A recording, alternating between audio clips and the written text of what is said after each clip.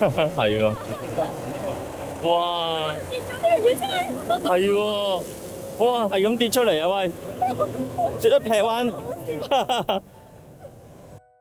今次我同二丁嚟到一個好出名嘅漁港，距離東京大概100公里，位於千葉縣東部嘅釣子港。啱啱睇到嘅片段係運送沙甸魚嘅貨車，拍攝嗰陣時係7月，正正就係沙甸魚當造嘅季節。日本人會叫呢啲肥美嘅沙甸魚叫做入梅沙甸魚，即係喺梅雨季節捉到嘅沙甸魚。所以建議喺呢段時期去日本嘅話，就試一試入梅沙甸魚，有幾好食。哇！有啲魚遺留咗喺地下嗰度，沙甸魚啊！係喎，我哋而家先睇到啊，係喎，我睇唔到，我睇唔到。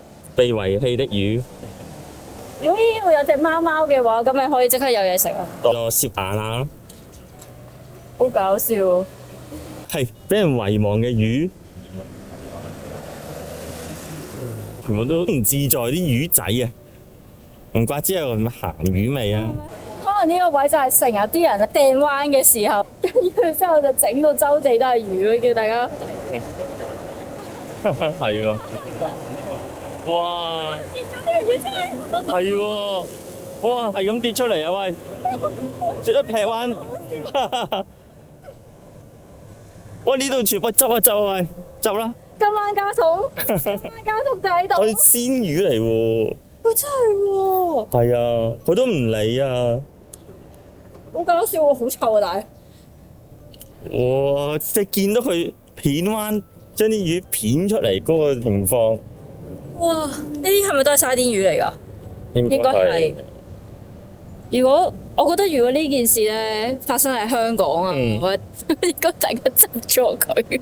即係加餸啊！喂，誒好明顯，我又嚟一位，但我驚佢整濕我嚟。係有一堆啊！哇！我諗呢度可能有成斤重喎，真係有喎，唔自在啊！咁新鮮喎，大佬。我仲以為執嚟食添，係會真係俾我煮啊！就咁食咯。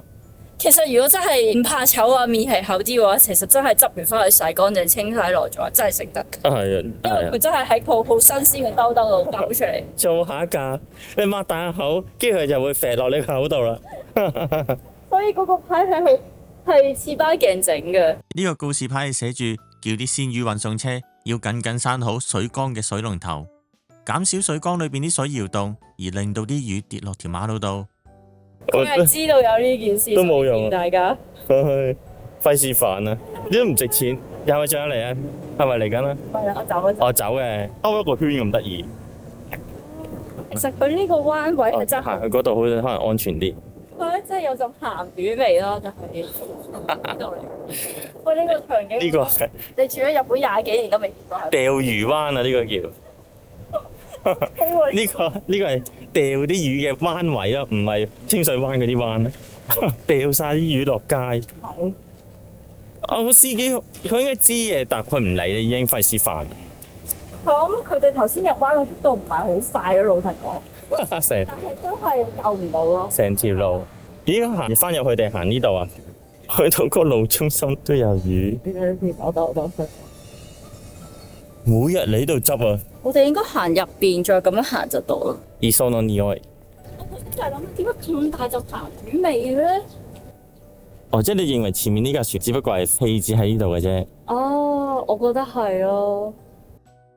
我哋今次個旅程係想搭一搭轉虧為盈嘅地方鐵道釣子電鐵，途中我哋去咗港口嘅商場活蛇21，食完海鮮檔之後就行返去釣子電鐵嘅火車站本釣子。我想睇一睇呢個漁港，所以就沿海咁樣行。呢個唔吸引都係。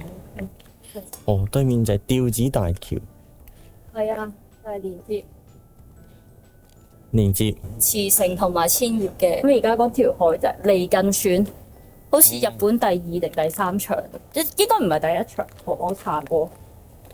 哇！呢啲係咪路嚟㗎？路都係人係肥啫。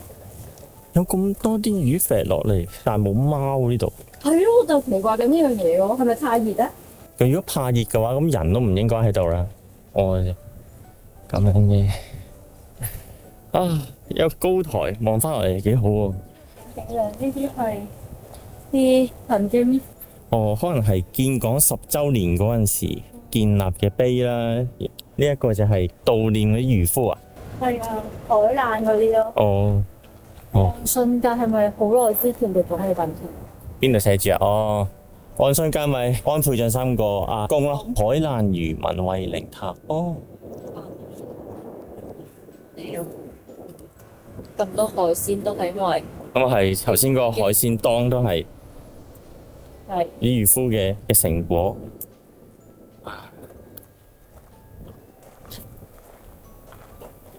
我呢個內灣嚟嘅，係啊，佢有個防波堤咁樣，有分內外。咦？好似沿住呢度行啊，係咪啊？跟住應該翻兩邊咯。如果嗰邊就翻錯線。哦，和運魚車呢架有冇關嘅咧？冇貨嘅。哦，水揚げ將啲魚獲搬上個貨車度。啊！再有一水，佢搬咗好多次啊！哦，滿晒架車，哇！啲水已經流晒出嚟啦，呢度成地都係沙甸魚。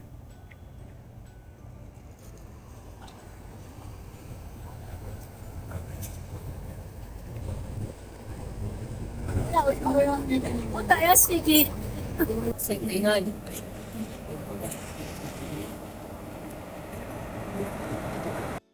途中我哋就嚟到第二批發市場。釣子港係日本漁獲量名列前茅嘅漁港。喺呢度總共有3個批發市場。再向西行嘅話，就會去到第一批發市場。而翻轉頭近戶廢蛇21嘅就係第3批發市場。上岸咯，見到一車又一車咁樣咯，我有個網噶嘛，將啲魚放喺個貨車嗰度，加餸啊！啊，睇唔到遮住咗，有個阿哥喺度掃地咯。我就呢啲。係啊，就係咁樣雙手嘅冇個蓋。哦。係啱，即係佢幾架打直咁樣排咧，就遮住咗咯。我就留意個吊臂，一籮一籮嗰啲魚，係揾呢度找找。跌晒射落架貨車度，再遠啲都有喎。睇多一 round 先。我見有個阿哥喺架貨車上面咧，係推平啲魚。哦，係喎。哦。哦，好多人喺度拉，我用人力拉㗎。哦，用人手鏟落個網度，跟住個網打開，成架車都係滿晒啊！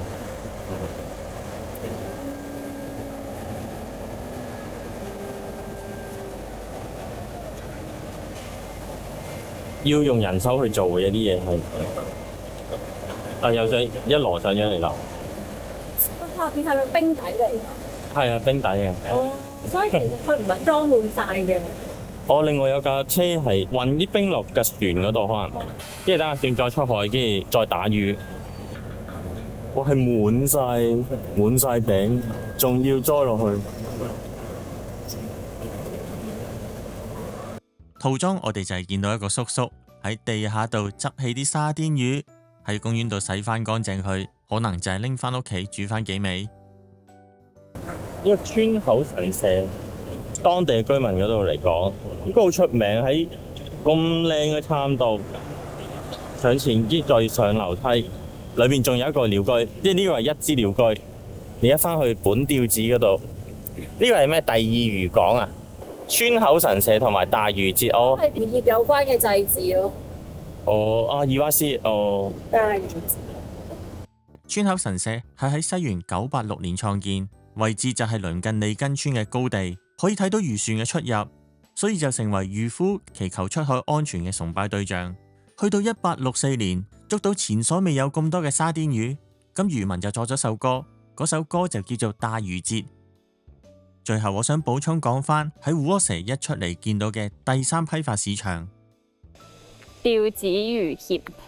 我諗應該冇乜遊客會好似我哋咁嚟到呢度。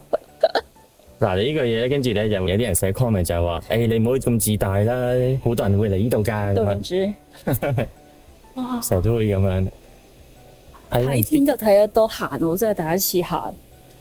幾舒服啊！啲地方。如果佢話我哋嘅話，我哋就翻轉頭。你行前啲啊，佢推我出去死係啊，梗係啦。就係小助手嘅功用。哦，哇，好正啊！但係介意先，因為呢度有嘢擋住佢哋嘅視線。海からの贈り物、大切に消費者へ。邊度？嗰度名言啊！哦，名言通常都係唔睇嗰啲。第一次咁近呢啲，我一個個箱載住嗰啲魚，跟住就拍賣，即係一個膠箱嘅嗰啲單位，一盤一盤幾錢咁樣就拍賣。應該簡單，呢度啲拍賣呢一個位，即係唔需要花好多時間，快快脆脆拍賣完就算。平成20年度水產物構造改革事業，哦，呢度可能佢哋落貨會快啲，或者分貨會快啲啩？你覺得佢哋喺度做咩？係拍緊賣啊，係嘛？但係好似唔係好多嘢嘅喎。呢個時段咯，可能係。但我未見到一條海鮮咯，暫時。會俾人問，但係都個樣似拍賣喎。係咪啊？拍緊賣應該。我覺得佢哋嗰度等緊咯。吹水等緊。啊、哦。但係我見佢哋個兜兜係冇嘢嘅咯。哦。係啊。哇！佢有食煙好睇，好似好超。哇！冇太陽曬住，係啊，係舒服好多。而家大家集合啦，啲貨出嚟啦，有啲貨出嚟啦。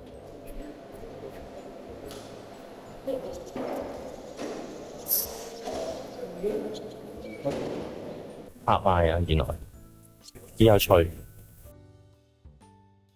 我係作為一個素人嘅感覺咧，就係、我好似參加咗一場神秘嘅宗教嘅會議，啲人突然間聚集咗一齊，跟住一下子散開咗。因為我又聽唔到佢哋講咩日文啦，但係佢哋係突然間聚埋，突然間散開咗咯。跟住就係。係啊，跟住大家就即刻揸車走啦，已經勁快速，我仲要揸得勁快。哦，你見到啲魚啊？魚啊！佢哋就勁快咁樣攞仔魚咯。貨車就拖住啲魚，送去其他地方。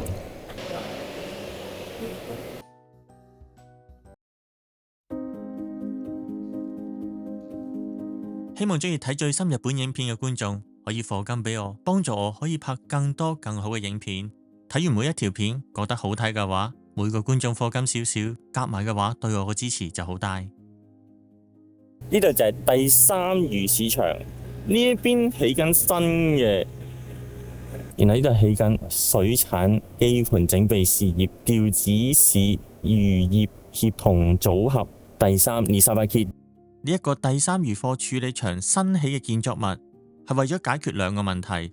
頭先我哋睇到拍賣嘅地方係現有嘅建築物已經開始殘舊，所以想起一個新。而第二個原因就係頭先拍賣嘅地方唔係密封，喺衛生上係有問題，所以就起一個新嘅，增加處理漁貨量之外，仲可以提高衛生。而再之前睇嘅第二漁貨處理場亦都有衛生上嘅問題，調指示會逐漸去改善。上面係好明顯新啦，下面嗰度好似舊，咁呢成個避風塘。結果架船會唔會就係311嗰陣時，即係海嘯衝咗上嚟嘅咧？諗太多，應該唔係啩？咁無端端將架船搬上嚟呢度啊？唔通垃圾堆填用都唔會擺喺嗰度嘅，會拆㗎。今集同大家睇咗釣子港，我住咗喺日本咁耐，都係第一次睇到啲魚由漁船點樣上岸，同埋最震撼嘅就係啲沙甸魚鋪到成地都係。我諗搬去附近住嘅話，可能1年4季都可以免費咁樣食新鮮嘅魚。下一集就會講我同二玲去戶屋蛇嗰度食釣子嘅海鮮之外，同埋行一行呢個鮮魚商場。